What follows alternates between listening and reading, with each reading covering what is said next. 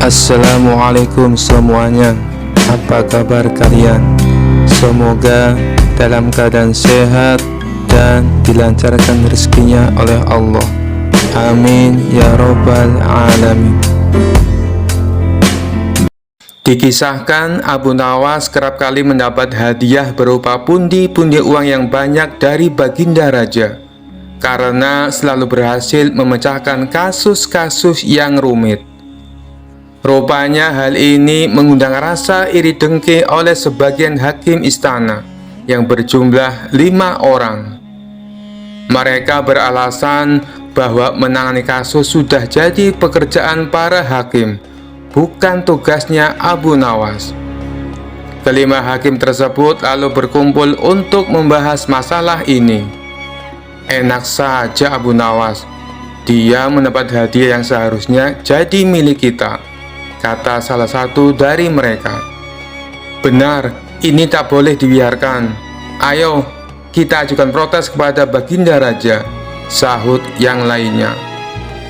Maka kelima hakim ini menghadap baginda raja dan menyatakan keberatannya. Mendengar keluhan mereka, baginda raja menanggapinya dengan bijak. Kalian kan sudah mendapat gaji tiap bulannya, sedangkan Abu Nawas tidak mendapatkan. Jadi wajar kalau aku memberinya hadiah. Itu sebagai rasa terima kasih karena telah membantu menyelesaikan masalah, tutur baginda raja. Tapi itu kan seharusnya sudah menjadi tugas kami. Kenapa Paduka berikan kepada Abu Nawas? Protes salah satu hakim. Saya tahu kalian orang pintar dan berpendidikan, tapi kasus yang aku percayakan pada Abu Nawas butuh kecerdasan dan kebijaksanaan, terang baginda raja. Soal kebijaksanaan kami juga bisa Paduka yang mulia, ujar mereka. Karena mereka bersikukuh dengan pendiriannya, akhirnya baginda raja membuat sebuah tantangan. Baiklah, akan saya uji kalian dengan kasus yang sederhana. Jika kalian bisa memecahkannya, saya tidak akan lagi meminta bantuan Abu Nawas, kata baginda raja. Kemudian baginda raja perintahkan pelayan untuk membawakan papan tulis. Lalu di papan tulis tersebut baginda raja menggambar garis dengan panjang 100 cm. Sekarang masing-masing dari kalian maju dan berpendek garis ini, perintah baginda raja. Hakim pertama maju ke depan. Ia menghapus 20 cm dari garis itu, dan kini menjadi 80 cm. Selanjutnya baginda raja mempersilakan hakim kedua untuk melakukan hal yang sama. Ia pun menghapus garis sepanjang 20 cm, dan garis tersebut kini menjadi 60 cm. Hakim ketiga dan hakim keempat pun maju ke depan. Mereka berdua melakukan hal yang sama, hingga garis itu tinggal 20 cm. Tibalah giliran hakim yang kelima. Ia terlihat kebingungan, tak tahu harus bagaimana. Kemudian baginda raja bertanya, apakah engkau akan melakukan hal yang sama seperti kawanmu? Kalau demikian, garisnya akan hilang. Padahal yang aku minta perpendek garisnya, bukan menghilangkan garisnya. Tapi kalau kau hanya menghapus 10 cm, berarti kau telah berbuat tidak adil, karena keempat kawanmu menghapus 20 cm. Lalu, bagaimana caramu memecahkan masalah ini? Kalau engkau kebingungan, silakan kamu tanya pada keempat kawanmu, ujar baginda raja. Kelima hakim tersebut mulai berpikir keras untuk mencari solusinya. Setelah sekian lama berpikir, mereka tak kunjung mendapatkan jawaban. Ampun Paduka yang mulia, kami tidak tahu cara memecahkan masalah ini, kata mereka. Baiklah, kalau kalian sudah menyerah, maka aku akan panggil Abu Nawas kemari. Singkat cerita, datanglah Abu Nawas. Ia lalu diperintah Baginda Raja untuk menyelesaikan masalah yang diberikan kepada 5 hakim tersebut. Tanpa pikir panjang, Abu Nawas langsung melaksanakan perintah Baginda Raja. Ia tidak menghapus garis yang tersisa 20 cm. Akan tetapi, ia menggambar garis yang baru, yang panjangnya 120 cm. Garis tersebut lebih panjang daripada garis yang pertama yang dibuat oleh Baginda Raja. Setelah Abu Nawas selesai dengan tugasnya, Baginda Raja lalu berkata kepada mereka, "Kalian lihat sendiri kan, bagaimana cara Abu Nawas menyelesaikan masalah untuk membuat garis menjadi pendek. Kalian tak perlu menghapusnya, cukup membuat garis baru yang lebih panjang. Maka garis pertama akan menjadi lebih pendek dengan sendirinya." Mendengar hal itu, kelima hakim tersebut menyadari akan kekeliruannya dan mengakui kecerdasan Abu Nawas akan sifat bijaknya dalam menyelesaikan sebuah masalah.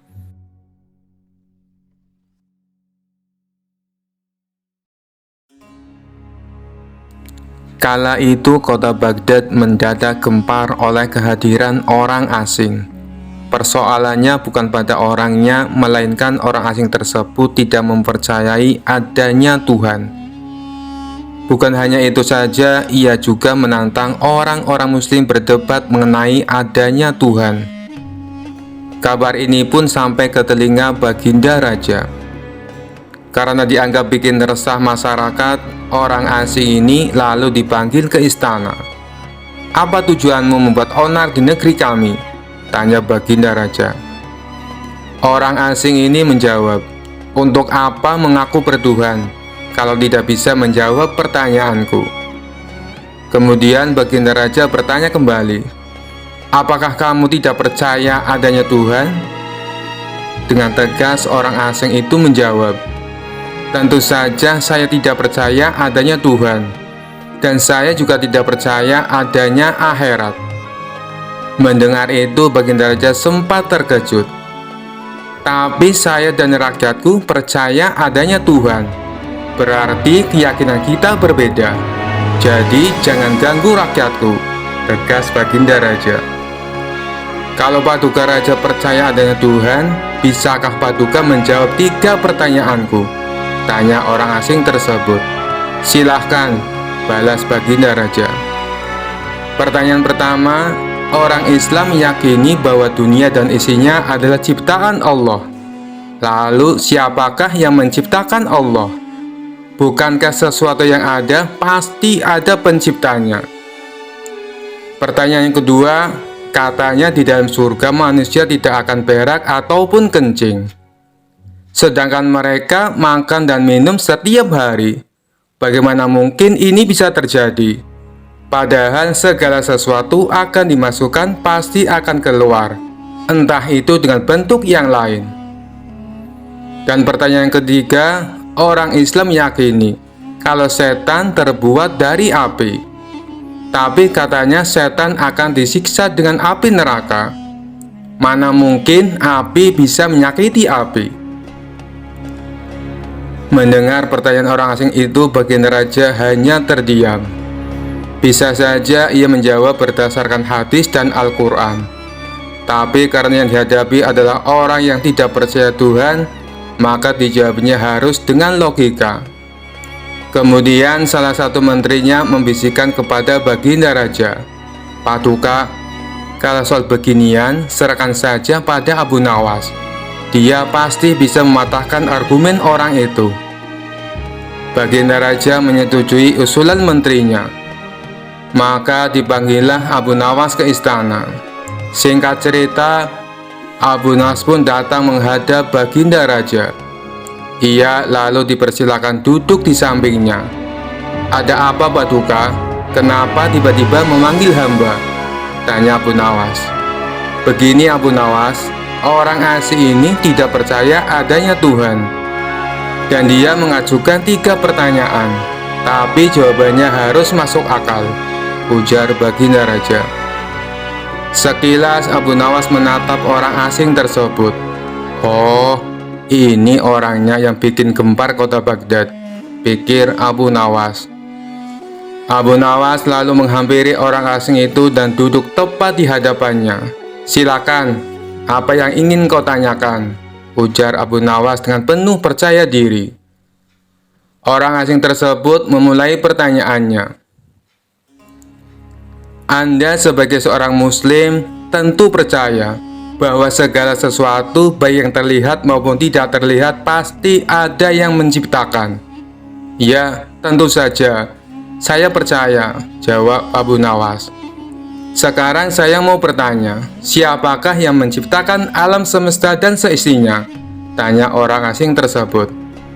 Yang menciptakan alam semesta dan seisinya adalah Allah, Tuhan saya, jawab Abu Nawas. Oh, baiklah. Lalu siapakah yang menciptakan Allah? Bukankah tadi Anda mengakui bahwa segala sesuatu baik yang terlihat maupun tidak terlihat pasti ada yang menciptakan? Tanya orang asing itu kembali. Sejenak Abu Nawas terdiam. Ia pun lalu berkata, Anda pasti tahu kalau kami selaku orang Islam mengakui hanya ada satu Tuhan. Kita istilahkan saja Tuhan dengan angka 1. Sekarang gantian aku yang bertanya. Angka 3 berasal dari angka berapa? Tanya Abu Nawas. Angka 3 berasal dari angka 2 ditambah 1, jawab orang tersebut. Tepat sekali. Kalau angka 2 berasal dari angka berapa? Tanya Abu Nawas kembali. Angka 2 berasal dari angka 1 ditambah 1, jawab orang asing itu. Benar sekali. Sekarang, kalau angka 1 itu sendiri berasal dari angka berapa? Tanya Abu Nawas. Orang asing itu kaget dengan pertanyaan tersebut. Ia hanya terdiam tak bisa menjawabnya. Kemudian Abu Nawas berkata kembali, pada intinya semua angka pasti ada awalnya. Entah itu angka 5, angka 4, ataupun angka 10. Dan angka-angka tersebut diibaratkan alam semesta ciptaan Allah. Apabila kamu bertanya siapakah yang menciptakan Allah, sama halnya saya bertanya dari mana angka 1 itu ada. Kamu pasti tidak akan bisa menjawabnya, jelas Abu Nawas. Orang itu pun langsung terdiam merenungi kata-kata Abu Nawas. Untuk jawabanmu atas pertanyaanku yang pertama masuk akal juga. Sekarang pertanyaan yang kedua. Kalian sebagai muslim pasti meyakini kelak hidup di surga tidak akan berak dan kencing. Padahal di sana kalian makan dan minum setiap hari. Mana mungkin itu bisa terjadi? Jelaskan padaku, tanya orang asing tersebut. Baik, akan saya jelaskan. Selama kamu dalam kandungan rahim ibumu, tentunya kamu makan dan minum, bukan? Karena menurut ilmu medis, seorang janin memakan sesuatu yang dimakan ibunya. Lalu ketika kamu dalam kandungan ibumu selama 9 bulan, apakah kamu pernah berak ataupun kencing? Untuk kedua kalinya, pertanyaan orang asing itu bisa dijawab dengan mudah oleh Abu Nawas. Baik, jawabanmu masuk akal. Sekarang pertanyaan terakhir. Kalian sebagai muslim pasti meyakini kalau setan terbuat dari api dan neraka juga terbuat dari api. Tapi yang membuat saya heran, katanya setan akan disiksa dengan api neraka. Mana mungkin api bisa menyakiti api? Itu hal konyol yang pernah saya dengar, ujar orang asing tersebut. Bisakah kamu menjelaskannya? Tanyanya kemudian. Sebelum aku menjawab pertanyaan terakhir, aku ingin kita saling berjanji. Apapun jawabannya, kamu tidak boleh marah, pinta Abu Nawas. Tentu saja saya tidak akan marah, apalagi kalau jawabannya masuk akal, balas orang tersebut. Tiba-tiba Abu Nawas menampar pipi orang asing itu sangat keras. Baginda Raja dan orang-orang yang hadir terkejut dibuatnya. Hei, apa-apaan ini? Kalau tidak bisa menjawab, jangan emosi. Apalagi sampai main pukul kayak gini, protes orang asing. Siapa yang emosi? Itu tadi adalah jawaban saya. Apakah tadi kamu merasakan sakit? tanya Abu Nawas. Tentu saja sakit, jawab orang itu sambil memegang pipinya. Coba kamu perhatikan tangan saya. Bukankah tangan saya terbuat dari tulang dan daging? Begitu juga dengan pipi kamu. Tapi ketika tangan saya ini tamparkan ke pipi kamu, kamu langsung kesakitan. Itulah gambaran sederhana. Kalau api neraka bisa menyakiti setan, setan pasti akan merasa kesakitan, meskipun ia sama-sama terbuat dari api, kata Abu Nawas menjelaskan. Orang asing tersebut lalu terdiam. Ia tak bisa membantah argumen Abu Nawas. Sementara baginda raja dan orang-orang istana kagum atas kecerdikan Abu Nawas.